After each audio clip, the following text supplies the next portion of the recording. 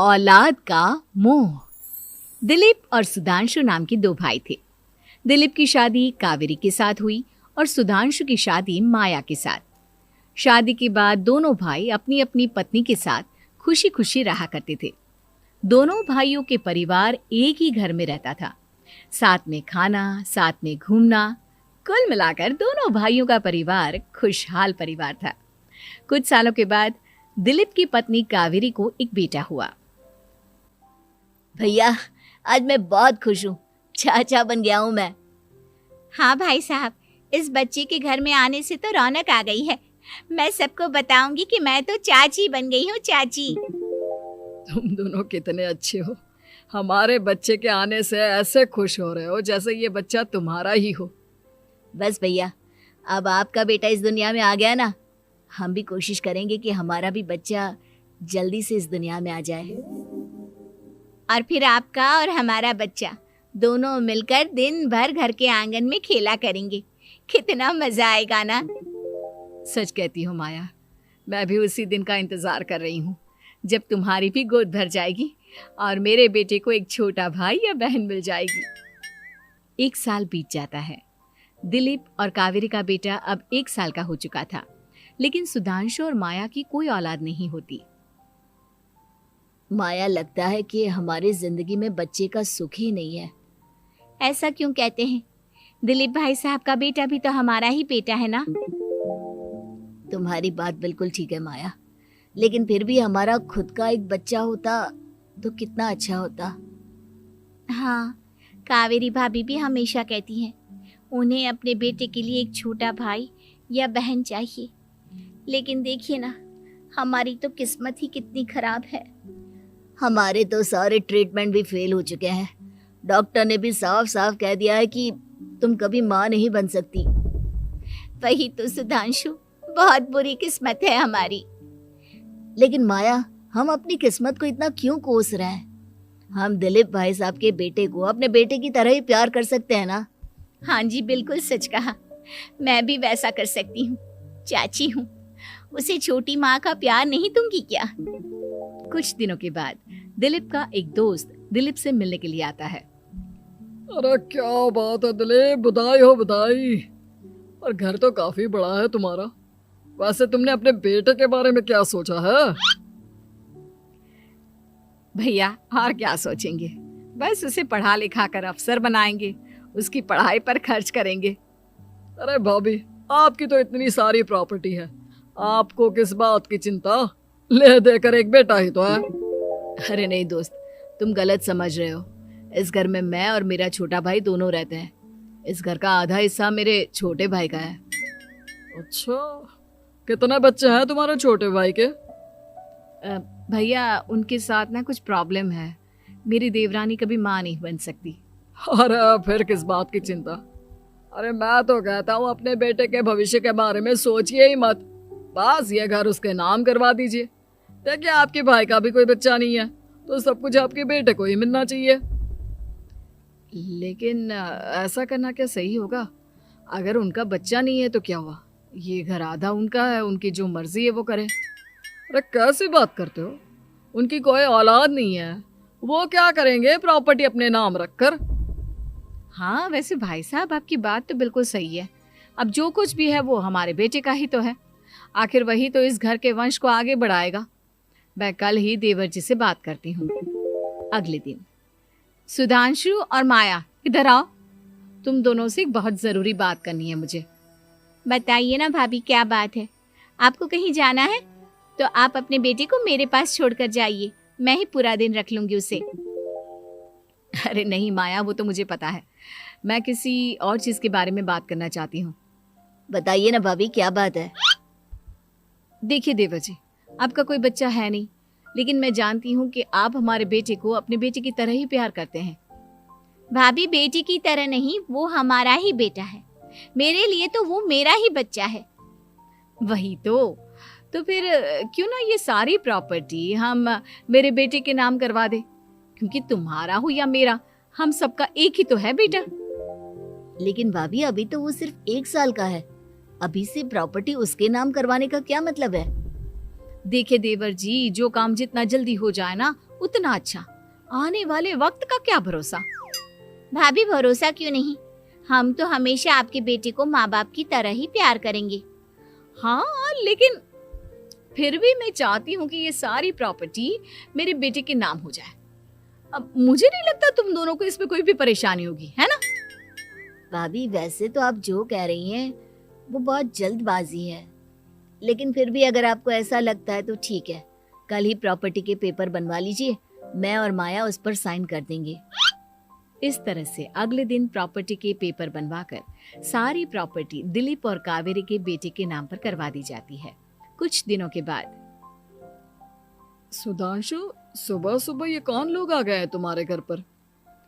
भैया वो ऊपर वाला कमरा खाली पड़ा था ना, सोच रहा था किराएदार रख देता हूँ। लेकिन किराएदार रखने से पहले आपने हमसे पूछा भी नहीं। भाभी इसमें आपसे पूछने वाली क्या बात थी, हमें एक ही कमरे की जरूरत थी, इसलिए सोचा दूसरा कमरा किराए पर दे देते हैं, कुछ इनकम हो जाएगी।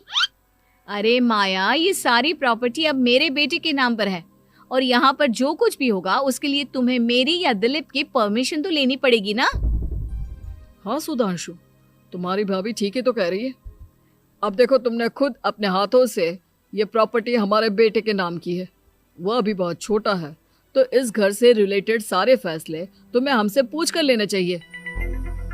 भाभी हमें तो लगा था कि आप हम लोगों से बहुत प्यार करती हैं, लेकिन आप तो हमारे साथ भेदभाव करने लगी। अरे, इसमें भेदभाव करने वाली क्या बात है?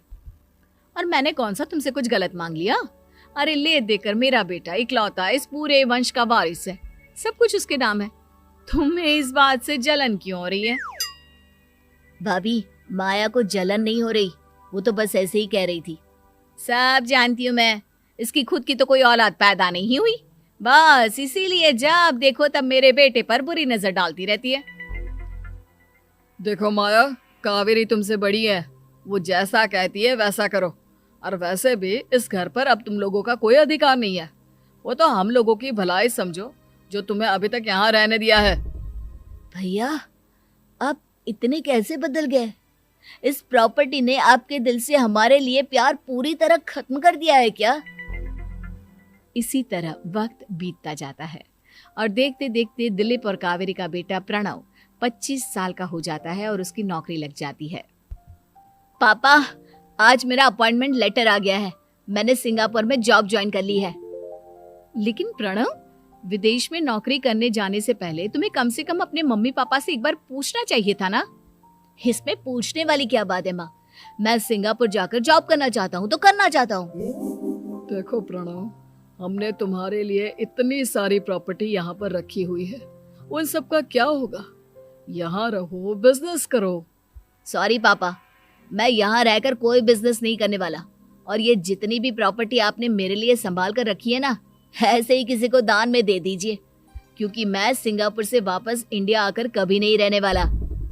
दिमाग खराब हो गया है तेरा, जानता नहीं तेरी वजह से हमने तेरे चाचा चाची से लड़ाई करके पूरा घर तेरे नाम करवा दिया था। हाँ तो ऐसा करने से पहले आपको सोचना चाहिए था ना।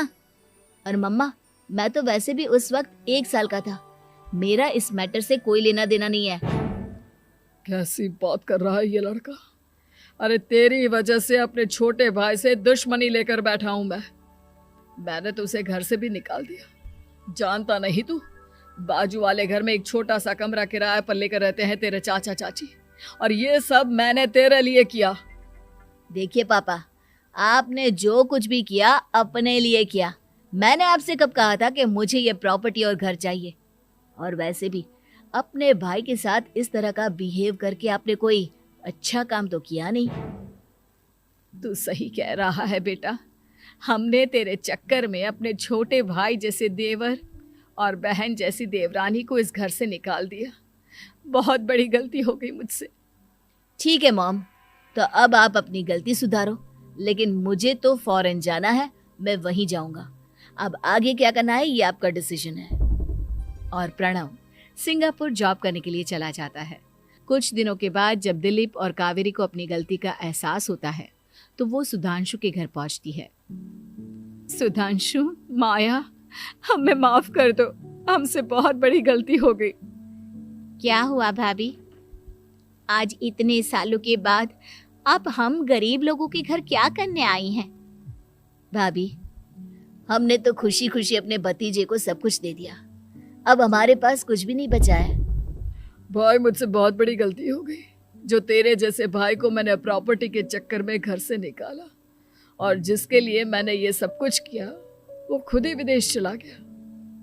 भैया भाभी, जिस बेटे के लिए आपने हम लोगों को इतनी तकलीफ दी, आपस के प्यार को बिगाड़ा, जब वही आपसे दूर चला गया तो आपको इस बात का एहसास हुआ।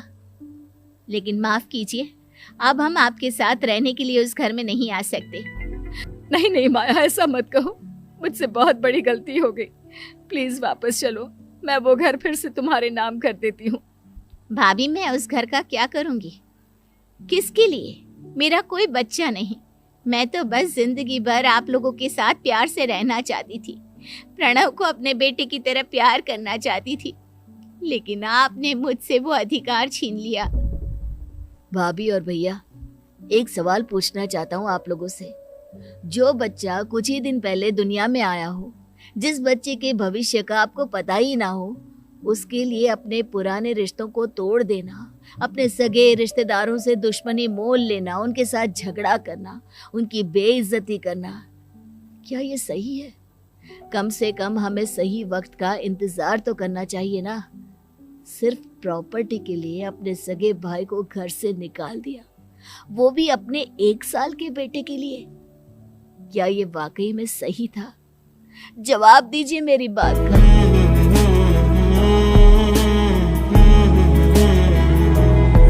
एक दिन कभी कोई